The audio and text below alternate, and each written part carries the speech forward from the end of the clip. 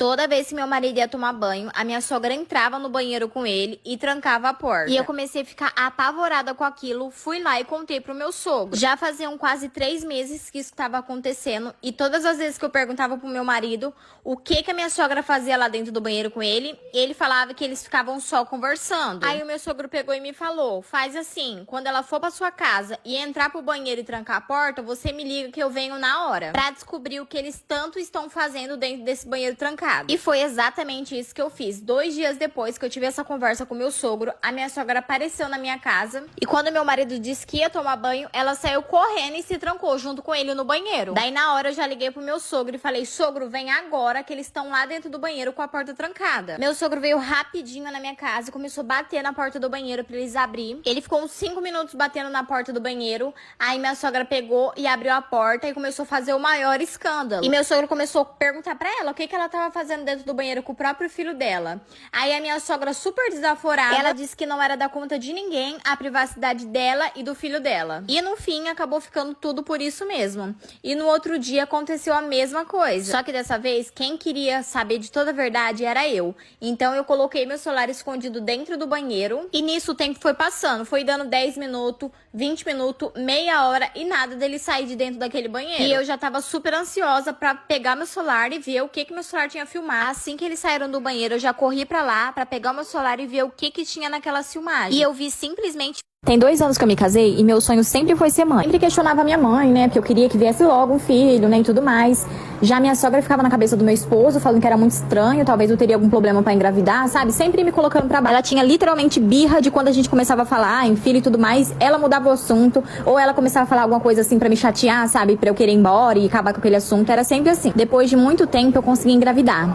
E a minha sogra passou a minha gestação inteira sem trocar uma palavra comigo. Sempre na cabeça do meu marido, falando que ele tinha que ver se o filho era realmente dele, né? Porque de repente eu consegui engravidar, eu queria tanto e de repente eu consegui. E meu esposo foi colocando aquilo na cabeça, sem contar que ele tava ficando distante de mim, sabe? Ele quase não conversava comigo, não queria se interessar pelas coisas da nossa filha. E no dia que eu fui ter a minha mãe foi comigo pro hospital. E eu passei 3 dias lá e esses 3 dias ele nem apareceu lá e muito menos me mandou nenhuma mensagem. Eu fiquei tão chateada com aquilo porque a nossa filha era o nosso sonho. Desde o começo, quando a gente começou a namorar, a gente sempre falou em ter filho.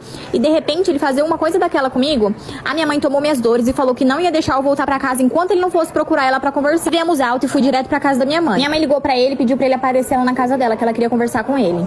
Aí ele chegou lá e tudo, como eu não tava conseguindo levantar direito, eu fiquei no quarto. Porém, eu ouvi tudo que ele falou pra ela. Ele falou que ele ia pedir o DNA da nossa filha, porque ele não tinha certeza se a filha era dele, porque ele nem sabe se ele pode ter filho, né? Que a mãe dele falou pra ele, que eles tinham que ver certinho e tudo mais. E ele nem foi lá no quarto me ver e muito menos ver a nossa filha. A mãe já falou um monte pra ele, falou que não ia deixar eu passar por uma situação daquela, que ele tava sendo muito infantil com essas atitudes, né? Que a minha filha era dele, que a minha filha inclusive era a cara dele, ele nem se importou em ver.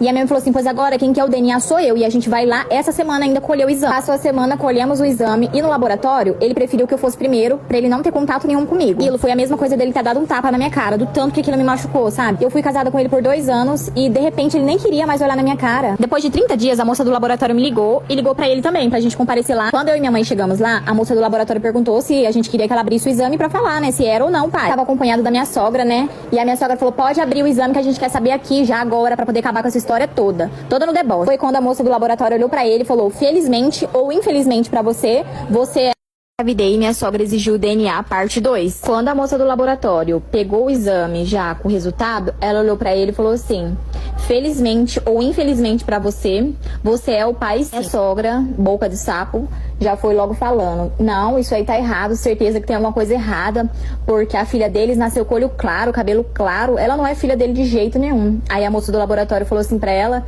que era 99% de chance, então ele era assim o pai. Ele olhou pra mim assim com uma cara de choro, sabe, e falou que a gente tinha que conversar. Eu olhei pra ele, por mais que tava doendo em mim, eu falei pra ele que a conversa que ele ia ter comigo era através do meu advogado, porque eu também não queria nem saber dele, porque no momento mais difícil, ele virou as costas pra mim. Já fui atrás de procurar os direitos da minha filha, né, porque ele tem que pagar pensão pra ela, e essa semana a advogada entrou em contato com ele, e ele imediatamente já mandou mensagem pra mim, falando que ele tava arrependido, que tudo que ele fez, né, foi às custas da mãe dele, que ela que incentivou ele a fazer isso tudo.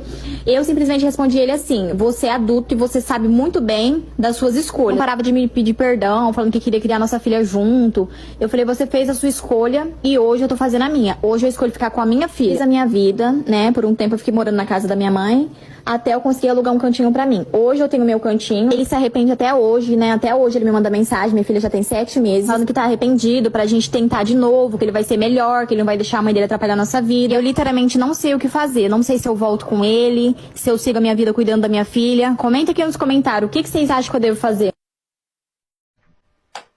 Peraí, você sabe montar minha bota, minha filha, pra ir trabalhar? Tá ali no cantinho a lavanderia. Você quer que eu levante pra te ajudar? Não, precisa não, viu? Pode dormir.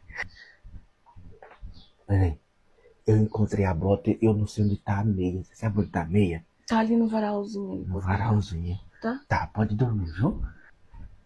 Ô, neném, eu encontrei a bota e a meia, mas não encontrei o cinto, a calça tá caindo. Tá sabe? lá em cima do sofá, tá?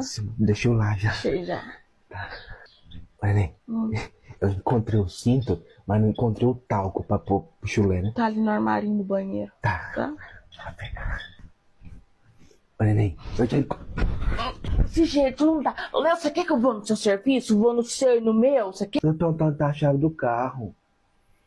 Eu não sei nem dirigir. Você vem perguntar pra mim de chave do carro? Olha lá na sala. Deve estar lá na sala, no lugar dela, onde você coloca. Deve estar lá, vai lá olhar. Não acha nada, sabe? Eu achei a chave do carro, não achei o documento. Minha filha começou a namorar um menino aqui do lado de casa e fez eu passar a maior humilhação da minha vida. Minha filha, desde novinha, vinha me pedindo pra namorar. Desde que ela tinha lá pros seus 13, ela vivia pedindo pra namorar. E eu sempre falando que não, que ela era muito nova. Quando ela fez 14, minha mãe, meu marido, conseguiu me convencer e falou, olha, é melhor a gente deixar ela namorar, porque senão ela pode namorar escondido. Eu conheço os pais dele, o menino é criado aqui, né, acabei deixando. Mas antes eu fui lá na casa da mãe deles, conversei, falei, olha, ela tá querendo namorar, quero saber se seu filho quer também, se é coisa séria, minha filha nunca namorou com ninguém, estão bem cientes da idade dela, quero saber se pode confiar em vocês. Toda vez que ela vier pra cá, vocês tomam conta, toda vez que eles estiverem na minha casa, eu tomo conta. Isso o menino já pulou na frente, ele é mais velho do que ela, 15 anos. Pulou na frente, falou que gostava muito dela, que já tava mesmo pensando em ir na minha casa, em conversar comigo, porque era namoro pra casar, porque ele gostava muito dela. Ele não queria se encontrar com elas escondidas, queria realmente que fosse uma coisa séria. Nisso, a mãe do menino veio conversar comigo. Depois, a sós, ela veio conversar comigo. Olha, você não acha melhor a gente dar um remédio pra ela? Não sei se ela já toma. Se ela não toma, você não acha, né, a gente começar a dar um remédio? E eu falei, olha, eu não vou dar remédio à minha filha, não, porque minha filha não faz essas coisas. Minha filha é uma menina direita, comportada. Eu sei muito bem qual foi a filha que eu criei. 2 meses de namoro, gente, uma beleza, uma maravilha. Como ela era minha vizinha, morava do ladinho da minha casa, era de cá pra lá, de lá pra cá. Ele não dormia na minha casa, ela também não dormia na casa dele. Eles não estudavam em mesmo colégio, só se encontravam um pouquinho durante a tarde. E nos finais de semana, com certeza, tudo isso aí na presença da família toda. Até que chegando no 3º mês de namoro, eu recebo uma ligação da mãe do menino dizendo que tava no hospital e que era pra eu ir correndo pra lá. Quando lá, né, assim que eu cheguei, ela já começou a falar, olha, eu fiz um camarão. E ela começou a passar mal. Desde cedo ela já chegou lá em casa passando mal. Quando eu botei o camarão no fogo, ela começou a vomitar. Isso ela vira pra mim e solta assim, mas aí eu fiz outra comida pra ela. Quando foi mais à noite, ela continuou vomitando e desmaiou. Parte 2. E a mulher continuou falando. Aí quando foi mais à noite, ela desmaiou. Aí nós trouxemos ela aqui pro hospital, porque achamos melhor, né? Não dá pra esperar você chegar lá. Ela chegou aqui ainda desmaiada. E a primeira coisa que os médicos fizeram foi um teste de gravidez. Quando ela falou isso, gente, eu já agarrei no menino. Ele tava sentado, meu perfil oficial é Fã Clube Culinário 10. Eu já agarrei no pescoço dele e a mãe dele gritou, pera lá, a sua filha tá grávida de 6 meses. E eles estavam juntos e daí ia fazer 3. E eu cega, né, ali na hora, não tava vendo o que tava diante dos meus olhos. Comecei a gritar com ele, pior ainda. Tu engravidou ela antes de tu começar a namorar com ela, pior ainda. Comecei a descascar o menino ali mesmo. Aí a mulher veio, me pegou pelo braço e falou, olha, eu acho melhor você ir lá conversar com a sua filha, que ela vai poder te explicar essa situação aí bem melhor. E eu já fui preparada pra pegar minha filha também. Eu falei, de hoje esses 2 não me escapam aqui dentro desse hospital. Quando eu entrei, né, no quarto pra poder falar com a minha filha tava chorando. Quando eu vi ela chorando daquele jeito, eu fiquei com pena. Aí eu falei, eu sabia, ele enganou ela, porque já tava pedindo pra namorar desde bem antes. Eu é que não tinha deixado. Então eu fui e falei pra ela, você pode me contar tudo que ele fez com você, pode me falar tudo aqui agora. Eu não vou brigar com você, eu já entendi que você foi enganada por ele, que ele te enganou, eu só quero saber, fala a verdade, o que ele fez com você. Conta tudo como é que foi, que daqui nós vamos se resolver agora. Aí nisso ela começou a falar, mãe, ele não fez nada. Eu falei, como é que não fez nada se tu tá buchuda? Aí foi nesse momento que ela me disse que ela engravidou e não sabia nem quem era o pai,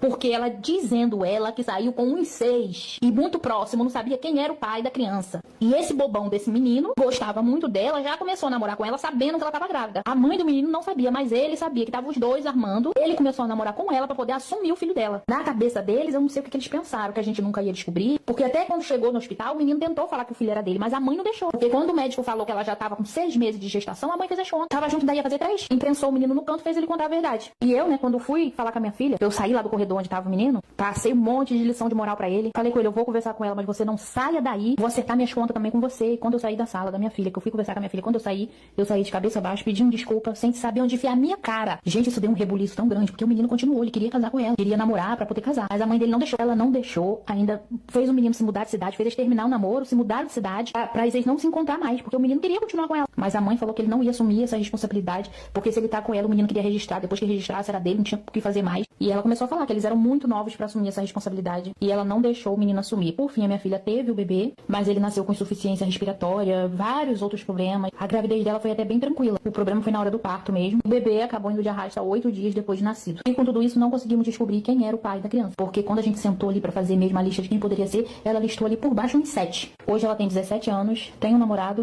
Na verdade, ela tá noiva, eles noivaram no mês passado. E esse menino, nós nunca mais tivemos contato com ele, nunca mais soubemos dele. A única notícia que eu tinha é que ele tinha mudado de cidade, mas também não sabíamos pra onde ele tinha ido.